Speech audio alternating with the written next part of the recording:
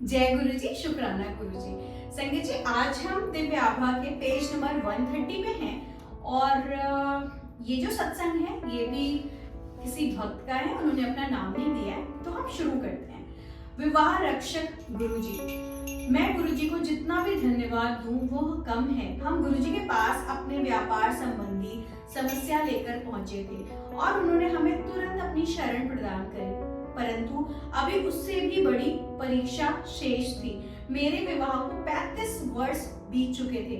हमारे एक पुत्र और एक कन्या है, दोनों विवाहित और घर में एक पोती भी है। कहते हैं किसी को भी जीवन में सुख दुख प्राप्त सब सुख प्राप्त नहीं होते। मेरे पति की आदतों में बहुत सुधार संभव था और जीवन को आनंद पूर्वक जीना चाहकर भी परिवार के किसी उत्तरदायित्व को लेने को तैयार नहीं थे। और जब वह मद्यपान करते थे तो मुझे भय लगता था कि वो आक्रामक और अत्याचारी हो जाते थे। गुरुजी की दया से मेरे बच्चे सदा मेरा आधार रहे हैं। मैं गुरुजी के पास आकर उनसे अपनी पुत्री के लिए संतान की कामना करती रहती थी, पर गुरुजी मेरे पहले परिवार का वातावरण स्वच्छ करना चाह रहे थे। संतान सुख देना तो उनके लिए कोई समस्या ही नहीं थी। एक दिन मैं गुरुजी के दर्शन के बाद घर पहुंची तो मेरे पति वहां पर नहीं थे। मुझे कोई चिंता नहीं हुई क्योंकि वो गोल्फ खेलते हैं और सप्ताह में 4 दिन देर से आते थे। 62 वर्ष की आयु में भी उन्होंने अपने मित्रों के साथ मद्यपान कर भोजन करने की आदत थी। मैंने क्रोध और प्रेम के दोनों मार्ग अपनाकर देख लिए थे, पर कभी सफलता हाथ नहीं लगी थी। मैं कभी उनका विरोध नहीं कर सकी क्योंकि फिर वो अपना हाथ उठाने लगते थे। मुझे अत्यंत भय लगता था। अक्सर रात को उनके घर में प्रवेश करते समय किसी भी हंगामे की आशंका से मैं सोने का बहाना करती थी।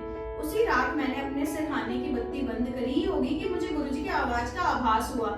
जैसे उन्होंने कहा कि मालूम करो तुम्हारे पति कहाँ हैं। मैंने बत्ती पुनः जलाकर उनसे अपने मोबाइल पर संपर्क स्थापित करने का प्रयास किया। गुरुजी की दया से उनका मोबाइल काम कर रहा था और मैंने उनको एक स्त्री से बात करते हुए सुना। मेरे पति एक और स्त्री के साथ थे।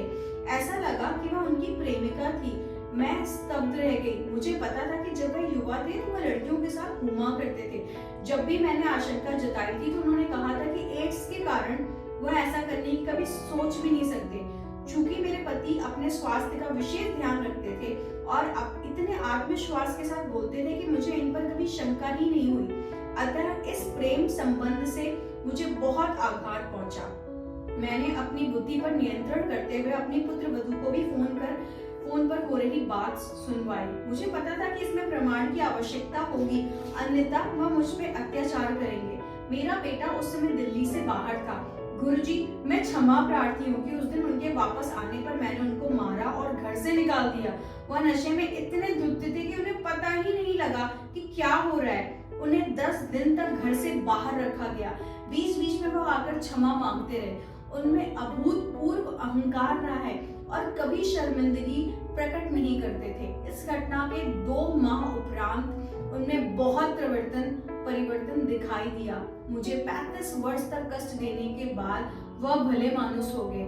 आज वह मुझसे, अपने बच्चों और पौत्री से अति प्रेम करते हैं। यदि आजकल वह कभी नशा करते भी हैं तो बहुत रोकर क्षमा याचना करते हुए कहते हैं कि वह अच्छे इंसान हैं और उन्होंने मुझे बहुत कष्ट दिए हैं। गुरुजी की कृपा से मैं सब कुछ भूल चुकी हूँ। मेरे पति और मेरा आगाढ़ प्रेम नव विवाहित दंपत्ति सा है।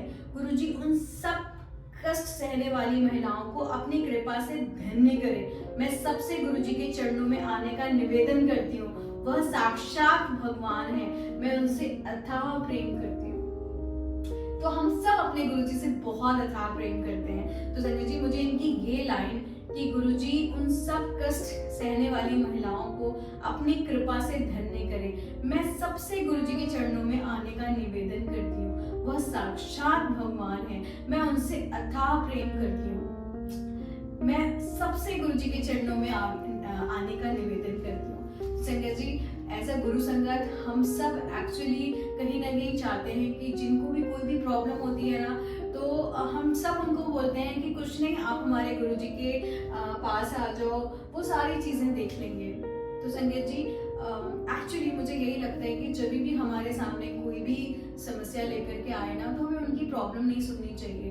क्योंकि गुरुजी हमेशा कहा करते थे कि अगर हम उनकी प्रॉब्लम सुनेंगे तो कहीं ना कहीं वो निगेटिविटी हमारी लाइफ में आने लगेगी ना। तो इससे बेटर है कि जो भी प्रॉब्लम है हमें उनको बोलना चाहिए कि वो अपनी प्रॉब्लम लेकर के गुरुजी के पास जाएं। हमें जिनको जिनको प्रॉब्लम है हमें उन सबको बोलना चाहिए अपने सोशल सर्कल में कि अपनी प्रॉब्लम सिर्फ और सिर्फ गुरुजी के पास लेकर के जाएं। जो भी बेस्ट सॉल्यूशन होगा वो डेफिनेटली, हम ह्यूमन बीइंग तो कुछ भी नहीं कर सकते, जो कर सकते हैं वो हमारे मालिक ही कर सकते हैं, हमारे गुरुजी ही कर सकते हैं। जय गुरुजी, शुक्राना।